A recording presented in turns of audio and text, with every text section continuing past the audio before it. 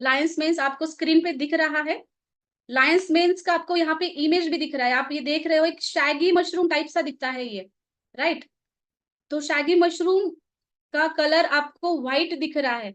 तो ये जो व्हाइट कलर का मशरूम दिख रहा है उसको हम कोरिलेट कर सकते हैं हमारे जो ब्रेन में ग्रे मैटर और व्हाइट मैटर है ना, उससे हमारे ब्रेन में व्हाइट मैटर ज्यादा रहता है। तो ये स्पेशली ब्रेन के ऊपर काम करता है, इसलिए लोग इसको कोरिलेट करते हैं हमारे ब्रेन के अंदर जो भी व्हाइट और ग्रे मैटर है उसके साथ। तो ये हमें टैबलेट और कैप्सूल ये दोनों फॉर्म में मिला है। स्पेशली एवरीडे सप्लीमेंट लायंस में, इसके बारे में मैं आपको बता दूं कि जैसे मेरे यहाँ पे क्लिनिक में जो पेशेंट्स थे, पहले इंडिया में लायंस मेंस नहीं था, तो हमें क्या करना पड़ता था कि अगर उनके कुछ रिलेटिव्स रह रहे दुबई में या कहीं और से वो मंगाते हैं तो बेनिफिट होगा, तो इसीलिए हम क्या करते थे कि पेशेंट्स दूर दूर से या फिर दुबई से मंगा के वो कंटिन्यू करते थे।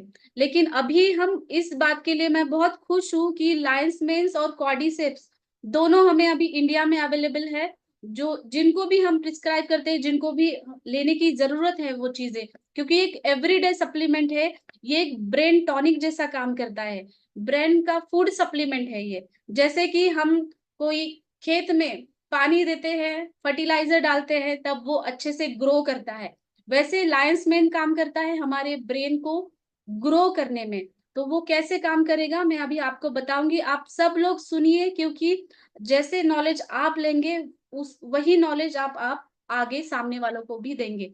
तो उसका ओरिजिन से हम स्टार्ट करते हैं। तो मेनली ये फॉरेस्ट में पाया जाता है, नॉर्थ अमेरिका, यूरोप, एशिया में। और ट्रेडिशनली ये यूज होता आ रहा है ब्रेन की हेल्थ के लिए और गट हेल्थ के लिए। ट्रेडिशनल चाइनीज मेडिसिन में भी ये यूज होता है, सालों से ये यूज होता आ रहा है। तो इसका ये स्ट्रक्चर है ना, इसके स्ट्रक्चर्स की वजह से इसके नाम पॉम पॉम मशरूम या फिर शैगी अपीयरेंस है, इसकी वजह से इसको शिप बेड मशरूम, लायंस मेंस ऐसा नाम दिया गया है। ट्रेडिशनल चाइनीज मेडिसिन में ब्रेन और गट हेल्थ इसके ऊपर काम करने के लिए ये यूज होता है। ब्रेन और गट हेल्थ का जो मतलब एक्सिस है या फिर ब्रेन गट एक्सिस है, उसके बारे में मैं आपको आगे बताऊंगी। लेकिन ये स्पेशली नर्व के ऊपर बहुत अच्छे से काम करता है। नर्व्स जो हमारे पूरे शरीर में नर्व्स का एक जाल है, तो हर एक नर्व्स, क्योंकि हम कोई भी सेंसेशन हमें होती है वो नर्व्स की वजह से होती है। जैसे कि हम कुछ गर्म चीज को हाथ लगाए, गर्म लगता है, तो वो रिसेप्टर हमें ब्रेन की तरफ पहुंचाता है कि ये गर्म चीजें उसको हाथ नहीं लगानी है। तो कभी कभी क्या होता है कि लोगों में नर्व्स जो न्यूरोपैथी दिखाई देती है, कॉम्प्लिकेशंस दिखाई देती है, कभी टिंगलिंग सेंसेशन, नमनेस हो गया। नमनेस का मतलब क्या होता है कि अगर कहीं पे भी आपको उसका सेंसेशन नहीं आता, मतलब नर्व एंडिंग्स डैमेज हो जाना, तो ये चीजें दिखती है। या फिर नर्व डैमेज में कभी टिंगलिंग, झिंझिनाहट सा फीलिंग रहता है लोगों में। तो ये सारी कॉम्प्लिकेशंस की आगे की बात हुई। लेकिन अगर हमें सबको पता है कि ये जो नर्व्स है, ब्रेन्स के जो नर्व सेल्स है, अगर ये बहुत क्रॉनिक डिसीजेस के वजह से डैमेज हुआ तो वो रिवर्सिबल नहीं हो पाता। लेकिन अगर हम लायंस में स्टार्टिंग से ये लेना शुरू करते हैं तो हम नर्व हेल्थ बहुत अच्छे से मेंटेन कर पाते हैं। मेनली जिनको मेंटल क्लैरिटी नहीं होती, ब्रेन फॉग जिसे कहते हैं। ब्रेन फॉग कैसा होता है, जब हम बहुत स्ट्रेस में होते हैं या फिर बहुत सोचते हैं, तब हमारी कॉग्निटिव स्किल्स थोड़ी कम हो जाती है, मतलब सोचने की स्किल्स या फिर कुछ समझ पाने की या फिर फोकस करने की। हम देखते हैं कि अगर बच्चों में भी वो पढ़ाई कर रहे हैं तो वो उनको याद नहीं रह पाता अच्छे से, उनका फोकस और कंसंट्रेशन कम हो जाता है। तो इन कंडीशन में लायंस मेंस बहुत अच्छा काम करता है। एंजाइटी और डिप्रेशन में भी, क्योंकि एंजाइटी डिप्रेशन में डायरेक्टली ब्रेन सेल्स के डैमेज होने तक स्टेजेस जाती हैं। पार्किंस है, पार्किंसंस डिसीज है, डिमेंशिया, अल्जाइमर्स, ये सारे डिसीजेस उसके ही कॉम्प्लिकेशंस है। या फिर नर्व डैमेज होना, कोई भी नर्व हो, आंखों की नर्व हो या फिर ब्रेन स्ट्रोक आ जाना, ये सारी चीजें ये इससे रिलेटेड होती है। तो अब हमें हमारे नर्व्स को प्रोटेक्ट करना बहुत जरूरी बात है शुरुआत से ही। और इसमें कुछ ऐसे कंटेंट्स पाए गए हैं जिनको नर्व ग्रोथ फैक्टर स्टिमुलेट करते हैं, इसकी वजह से आपकी नर्व की ग्रोथ भी अच्छे से होती है। जो सेल डेथ होती है या फिर ब्रेन सेल में जो सूजन रहती है, दिमाग के अंदर सूजन हो जाती है, कभी हिमोरेज, क्लॉट्स, ये सारी चीजें उसके आगे के ये कॉम्प्लिकेशंस है, तो उसको भी ये कम करने में मदद करते हैं। कोलेस्ट्रॉल मैनेजमेंट, लिपिड प्रोफाइल का मैनेजमेंट करते हैं। अभी अभी आप इमेज में देख पा रहे हैं कि एक ब्लड वेसल की एक इमेज है, आप देख रहे हो, उसमें ब्लड सेल्स जा रही है, लेकिन बीच में उसको एक रुकावट आ रही है ब्लड सेल्स को। किसके वजह से? ये जो आ, आपको येलोइश पार्ट दिख रहा है साइड में, उसकी वजह से। इसका मतलब वहां पे कोलेस्ट्रॉल सैचुरेट हो रहा है, बैड कोलेस्ट्रॉल बढ़ रहा है। अगर बैड कोलेस्ट्रॉल बढ़ता है तो आपका स्ट्रोक के चांसेस ज्यादा रहते हैं, हार्ट अटैक के चांसेस ज्यादा रहते हैं, पैरालिसिस भी, उसके भी चांसेस ज्यादा रहते हैं। तो ये कोलेस्ट्रॉल मैनेजमेंट करना बहुत इंपॉर्टेंट है, जो लायंस मेंस करता है कोलेस्ट्रॉल मैनेजमेंट का भी मतलब गुड कोलेस्ट्रॉल बढ़ाना और बैड कोलेस्ट्रॉल को कम करना। और गट हेल्थ तो ये अच्छा रखता ही है, क्योंकि ट्रेडिशनली ये गट हेल्थ के लिए यूज होता है। गट हेल्थ और हमारे ब्रेन का क्या लक्षण है, मैं आपको आगे समझाऊंगी। न्यूरल ग्रोथ हार्मोन, उसको नर्व ग्रोथ हार्मोन्स भी कहा जाता है और न्यूरल ग्रोथ फैक्टर्स भी कहा जाता है। तो ये एक ऐसे प्रोटीन्स होते हैं जो हमारी नर्व को रीजनरेट करते हैं, मतलब जो नर्व नर्व डैमेज की स्टेज से जा रही है, गुजर रही है, उसको रीजनरेशन करना। जैसे कि हम देखते हैं, अगर एक माइलिन शीट होता है नर्व के ऊपर, उसको एक प्रोटेक्टिव लेयर होता है। प्रोटेक्टिव लेयर लेयर मतलब एक लेयर है, उसके अंदर नर्व है। नर्व को कभी भी डायरेक्टली डैमेज नहीं होता, क्योंकि उसके ऊपर एक प्रोटेक्टिव लेयर है जो माइलिन शीट नाम से जाना जाता है। आजकल माइलिन शीट का जो डैमेज है ना, वो किसी भी वजह से हो सकता है, जैसे कि शरीर में आपकी एसिडिक लेवल बढ़ी है, या फिर आप स्ट्रेस में है, एंजाइटी में है, तो हमारी बॉडी डायरेक्टली डिफेंसिव मैकेनिज्म में जाती है, तभी भी हमारे नर्व्स को डैमेज हो सकता है।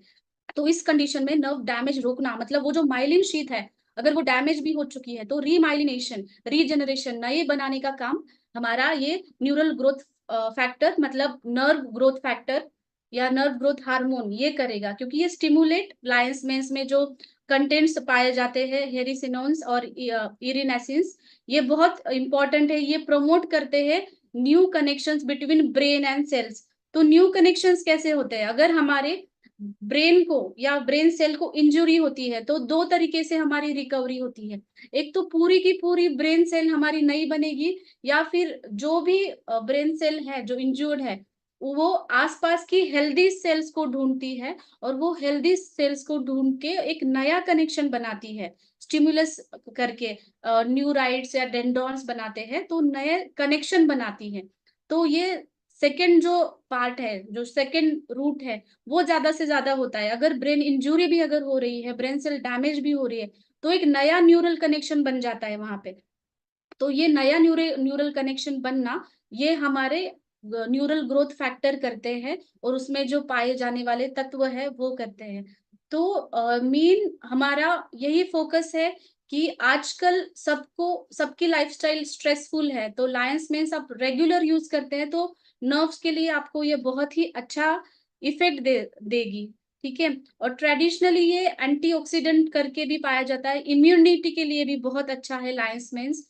इम्यूनिटी भी ये बढ़ाता है, क्योंकि सब जो मशरूम्स के टाइप्स हैं, हमारे जो भी इंपॉर्टेंट टाइप्स है, गैनोडर्मा है, कॉर्डिसेप्स है, लायंस मेंस है, वो हमारी इम्यूनिटी के ऊपर बहुत अच्छे काम करते हैं। कॉग्निटिव कंपाउंड्स को बढ़ाते हैं। कॉग्निटिव स्किल्स मतलब क्या होता है? जो भी आपके अंदर स्किल्स है, अगर आपने देखा होगा कि कुछ बच्चे होते हैं कि बहुत पढ़ाई करते हैं, या फिर उनको याद नहीं रहता, ऐसे कुछ बच्चे होते हैं, या फिर वो फोकस नहीं कर पाते, या फिर हम भी कुछ सीखने जाते हैं, नई चीज सीखते हैं, तब हम फोकस या फिर कुछ क्लियर नहीं हो पाता, याद नहीं रख पाते। इसमें क्या होता है, कॉग्निटिव स्किल्स कम हो जाते हैं। तो आप जो भी डिसीजन लेते हो, मतलब हमने देखा है कि जिनका स्ट्रॉन्ग माइंडसेट है, वो बहुत जल्दी से डिसीजन लेते हैं। कोई भी डिफिकल्ट सिचुएशन आ जाती है, उसमें ये बहुत अच्छे से डिसीजन ले पाते हैं, मतलब डिसीजन मेकिंग जो पावर है वो लायंस में से बढ़ती है, क्योंकि ये ब्रेन को बूस्टर जैसा काम करता है, ब्रेन को टॉनिक जैसा काम करता है। तो डिसीजन मेकिंग ये पावर तो आपकी बढ़ेगी। साथ में वो एक ब्रेन सेल्स को एनर्जाइज भी करेगा, क्योंकि एक नरिशमेंट का ये काम करेगा ब्रेन्स को, क्योंकि ये कैसे ग्रो करता है, हमारे नर्व सेल्स जो डैमेज होती है उसको वो कैसे रिपेयर करता है, ये अभी आपने देखा। तो मेमोरी बूस्टर की तरह भी जो मेमोरी बूस्टर की तरह भी ये बहुत अच्छे से काम करता है। हिप्पोकैम्पस एक मेमोरी सेंटर होता है हमारे ब्रेन के अंदर। हिप्पोकैम्पस एक ऐसा सेंटर है, अगर वो अच्छे से काम करता है, तभी हम हमारी मेमोरीज को याद कर पाते हैं, या फिर हम जो भी चीजें देखते हैं वो हमारे दिमाग में स्टोर हो जाती है। तो लर्निंग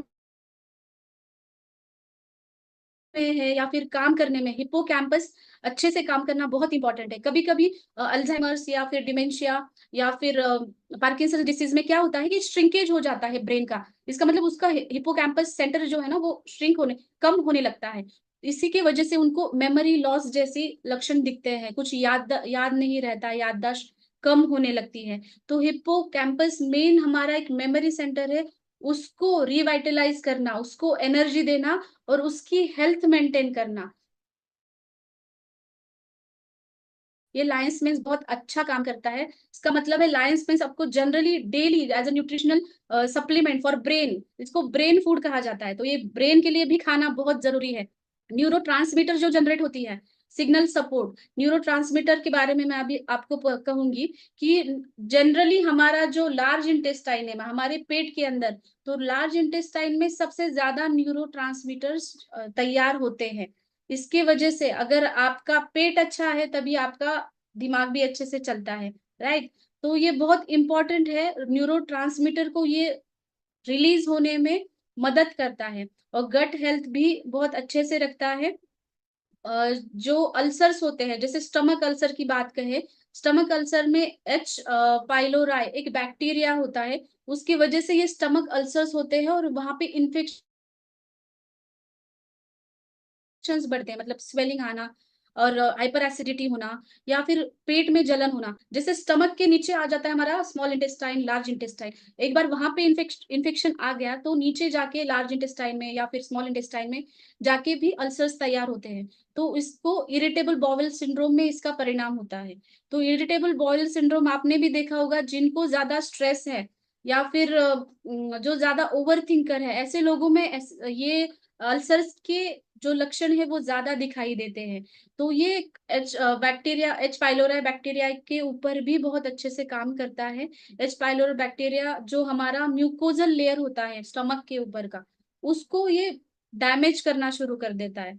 इसलिए एक प्रिवेंशन के तौर पर हमारी गट हेल्थ भी अच्छे से रहे, इसके तौर पर लायंस मेंस हम यूज कर सकते हैं डेली बेसिस पे। जनरली इसका हम डोज लेते हैं 3 to 6 कैप्सूल्स, लेकिन अगर 12 साल के कम उम्र के बच्चे हैं उनको हम एक एक भी दे सकते हैं, और जो बड़े हैं उनको हम 3 to 6 कैप्सूल्स स्टार्ट आप 2 2 से करें और फिर आप उनको बढ़ा सकते हैं।